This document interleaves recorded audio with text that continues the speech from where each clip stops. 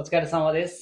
आज चाहिँ मसँग पछिल्लो समय जापानमा सामाजिक सञ्जालमा एसएनएसदेखि लिएर अब टिकटक फेसबुक हैनबाट चाहिँ मिठो इन्कम अब आफ्नो विद्यार्थी भिजा सँगसँगै आफूले आफ्नो गरिरहेको कामलाई पनि फोकस र नेपालमा हुँदा चाहिँ एकदमै आर्मी सम्बन्धी ज्ञानहरू नेपालमा पनि उसको कमाइ राम्रो थियो, तर परिस्थितिले गर्दा विभिन्न कारणले गर्दा जापान आइसकेपछि नि काम मात्रै आरुबाइतो भन्दा पनि आरुबाइतो इगाई बाहेक पनि अरू इन्कमको स्रोत पनि छ। आज यसको बारेमा चाहिँ हामी एकदमै त्यो भित्री कुरा चाहिँ हामी सूर्य सरसँग गर्न गइरहेको छौँ। अन्तिमसम्म यो भिडियो हेरेर आफ्नो कमेन्ट चाहिँ गर्न नबिर्सिनु होला। स्वागत छ। हस्, धन्यवाद। नमस्कार, म सूर्य ढकाल। म चाहिँ जापान आएको अहिले 2 वर्ष बितेर 3 वर्ष सुरुवात हुँदैछ होइन। अप्रिलमा आएको। म चाहिँ नेपालमै गरिरहेको थिएँ। अनि के भयो भन्दाखेरि चाहिँ नेपालमा अब सरकारी जागिर गभर्मेन्ट स्कुल है, आइटी पढाउँथेँ 9, 10। अहिले प्राविधिक स्कुल छ नि, अब कति 72वटा जिल्लामध्ये कतिवटा जिल्लामा चाहिँ नेपाल सरकारले आइटी 9, 12 चाहिँ आइटी सञ्चालन गरिरहेको छ प्राविधिक शिक्षा भनेर। त्यो मध्ये म 9, 10 को सहायक प्रशिक्षक भएर काम गरेँ लगभग 4-5 वर्ष त्यहाँ चाहिँ आइटी पढेर। अनि त्यो टाइममा कोरोनाको टाइम आयो। अनि कोरोनाको टाइममा मैले युट्युब ओपन गरेँ है।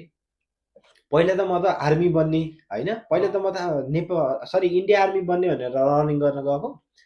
रनिङ गर्न बैदाममा गएको बिचमा चाहिँ दौडन नसकेर त्यहाँबाट सिलेक्ट भएन है। अनि त्यसपछि नेपाल असैमा गएँ है।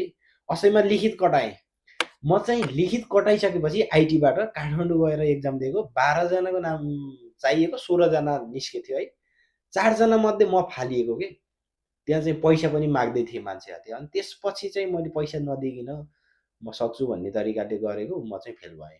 त्यहाँबाट मलाई के भयो भने चाहिँ मैले यति धेरै जान्दा पनि म चाहिँ पछि पर्ने, म चाहिँ कसरी हुन्छ अबको मान्छेहरूलाई चाहिँ म सिकाउँछु भनेर युट्युब ओपन गरेको खास के। अनि भिडियो बनाएर एकदमै राम्रो मैले जानेको कुराहरू जानकारी दिएको चाहिँ एकदमै धेरै सब्सक्राइब बढ्नुभयो क्या, एकदम फास्ट। अनि म चाहिँ एकदम खुसी भएँ है। अनि त्यसपछि चाहिँ मैले रुममै बोर्ड किनेर क्लास दिन लागेँ कि जुमबाट। ठ्याक्क लकडाउन सुरु भयो, बोर्डमै रुम किनेर क्लास दिएँ एकदमै है। असैको क्लासहरू सुरुमा 100 जना पुग्दाखेरि त यस्तो खुसी के, हजार उठाएर है 100 जना ठ्याक्कै 35 दिन जति पढायो, 1 लाख रुपियाँ त फ्याट्टै आइदियो। त्यस्तो तरिकाले काम गरियो। त्यसपछि त आर्मी पुलिसका लोकसेवाका यो 3rd र 4th लेभलका सबै पढाउन लाग्यो। त्यसपछि गर्दा गर्दै पैसा भयो, तर जुन भन्छ नि कुवाको भ्याकु त कुवामै। म जहाँ जन्मेँ त्यहाँबाट बाहिरको संसार त म केही देखिनँ। अहिलेको जमानामा, अहिलेको 21औं शताब्दीमा यत्रो टेक्नोलोजीको समयमा जहाँ जन्मेको त्यहीँ गरेर पैसा मात्र कमाउनु पनि ठुलो कुरा होइन होइन। म केही अनुभव चाहिँ लिन्छु भनेर चाहिँ म विदेशको यात्रा गर्न लागेँ। अनि म चाहिँ आएर अहिले यहाँ पनि पढिरहेको छु। अनि प्लस काम पनि अनलाइन छोडेको छैन है। अनलाइन चाहिँ अहिलेको समयमा एकदमै गर्नुपर्ने मान्छेहरूले चाहिँ के रहेछ भने चाहिँ यो आइटीको नलेज चाहिँ एकदमै चाहिने रहेछ क्या होइन। मैले चाहिँ तपाईँलाई एउटा क्वेसन गरेँ। जापानमा चाहिँ एउटा काम गरेर चाहिँ कसैलाई पनि यहाँको सेइकाचु गर्न एकदमै गाह्रो छ भन्ने, तर तपाईँले जापान आएदेखिबाट एउटै काममा आत्मनिर्भर गरेर अरू काम चाहिँ अब यही सामाजिक सञ्जालमा आफूले जानेको कुराहरू सबैलाई सेयर गर्नुभएको छ। तपाईँ यो विषयमा के भन्न चाहनुहुन्छ? यस्तो हामी चाहिँ सेन्पाईहरूले होइन, आफूभन्दा अगाडि आएको मान्छेले के गरौँ भनेर त्यसको पछि दौडिने हुने जस्तो लाग्छ है। मलाई आफ्नो आफ्नो अनुभव हुन्छ। म चाहिँ आएँ, काम गर्न लागेँ एउटै काम। अनि सबै चाहिँ दौडेको दौडे के। अब 2टा काम गर्ने भन्यो, पैसै भन्यो, दौडेको दौडै, क्लासमा आयो निदायो। त्यसले भोलि आफ्नो फ्युचर त राम्रो बन्दैन। त्यसले त एक्स्ट्रा केही पनि सिकेको छैन, दौडेको दौडै छ। त्यसो हुनाले मैले के सोचेँ भने चाहिँ एउटा कामले यहाँको आफ्नो सेइकाचु चल्छ भने लर्निङ एन्ड अर्निङ किन नगर्ने। केही सिक्ने अनि कमाउने गरौँ न त। केही सिकेपछि त भोलि फ्युचरलाई काम लाग्छ नि त। अनि थोरै कमाए पनि आज, भोलि सिकेपछि त भोलि धेरै कमाउँला भन्ने प्लानिङले चाहिँ मैले एउटा काम गर्ने, अनि केही सिक्ने, अनि अरूलाई सिकाउने, सिक्दै सिकाउने। अहिले चाहिँ पछिल्लो समय तपाईँले फेसबुक टिकटक मोनेटाइज गर्नलाई चाहिँ अँ, धेरैजनालाई मद्दत गर्नुभएको छ भनेर सामाजिक सञ्जालमा पनि भिडियोहरू देख्न पाइन्छ। हो। अनि तपाईँलाई चाहिँ यो कुरा गर्दा चाहिँ कतिको खुसी हुनुहुन्छ अनि आफ्नो सोच के छ? अँ, म चाहिँ एकदमै खुसी होइन। अब विशेष गरी कन्टेन्ट क्रिएटरलाई कन्टेन्ट बिक्यो भने एकदम खुसी होइन, एकदमै यो कुरा। अनि अर्को कुरा के हो भने हिजो बुवा आमाले होइन, हिजो जो हाम्रो बुवा आमा हुनुहुन्छ उहाँले जसरी चाहिँ काम गरेर जागिर गरेर पैसा कमाउनु भयो नि, अहिलेको समय त्यो एकदम फरक छ क्या। जागिर गरेर 30 दिनमा 30 दिन 8-8 घन्टाको दरमा काम गरेर 30,000 कमाउनु भनेको त एकदमै दुःखको कुरा हो नि त अहिलेको समयमा हेर्ने त। अहिले त हामी चाहिँ एउटा सामान्य कुरा कोठामा बसेर चाहिँ काम गरेर एक दिनको 1 घन्टा काम गऱ्यो भने त 30,000 भन्दा बढी त मजाले कमाइन्छ नि त।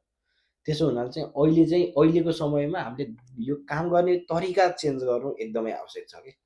अनि मेन भनेको चाहिँ जापानमा चाहिँ कामको समस्या छ नि त। मेन भनेको आरु भाइ, त तपाईँले चाहिँ जापान आउने विद्यार्थी र जापानमा जति पनि नयाँ हुनुहुन्छ नि, अब धेरै मान्छे काम नपाएर सुसाइड गर्ने, डिप्रेस हुने हुन्छ नि, त्यसको लागि चाहिँ कस्तो सपोर्ट छ? अब काम मात्रै नभएर सामाजिक सञ्जालबाट नि इन्कमको स्रोत तपाईँले गरिराख्नु भएको छ।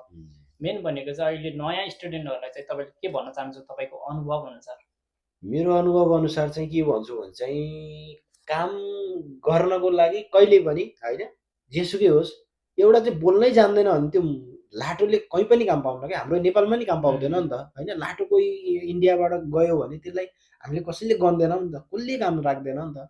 त्यस्तै हो, बोल्नको लागि चाहिँ अलिकति भाषा चाहिँ चाहिन्छ, अलिकति चाहिँ चाहिन्छ। त्यो भाषा प्लस त्यसले जिखान्दैन, अर्को कामै छैन होइन, त्यस्तो पनि समस्या आउनसक्छ नि त। त्यस्तो अवस्थामा चाहिँ यहाँ जापानमा चाहिँ के छ भन्दाखेरि युट्युब छ, फेसबुक छ, टिकटक छ होइन। अहिलेको यत्रो प्लेटफर्ममा चाहिँ तपाईँले आफ्नो बोली बिकाउन सक्नुभयो भने चाहिँ पैसा छ के। जे कुरामा नि बोली बिक्यो भने पैसा छ क्या। त्यसकारण चाहिँ हामी पछि नहट्ने, केही न केही गर्ने के। फेसबुकमा गरे पनि पैसै छ, टिकटकमा पनि मोनेटाइज हुन्छ, पैसै छ, युट्युबमा त्यस्तै। मेरो अघिल्लो अहिले लगातार 1 हप्तादेखि काम गरिराखेको छु। मैले एकदम फरक धारमा के, पहिला चाहिँ एजुकेसनल टाइपको चाहिँ कोर्स अनुसारको पढाउँथेँ। अहिले चाहिँ मैले टेक्नोलोजीको कुराहरू कसरी मोनेटाइज गर्ने यस्तो टाइपको कुराको भिडियोहरू बनाएको। जति भ्युज आएको छ त्योभन्दा धेरै डलर आएको छ क्या अहिले।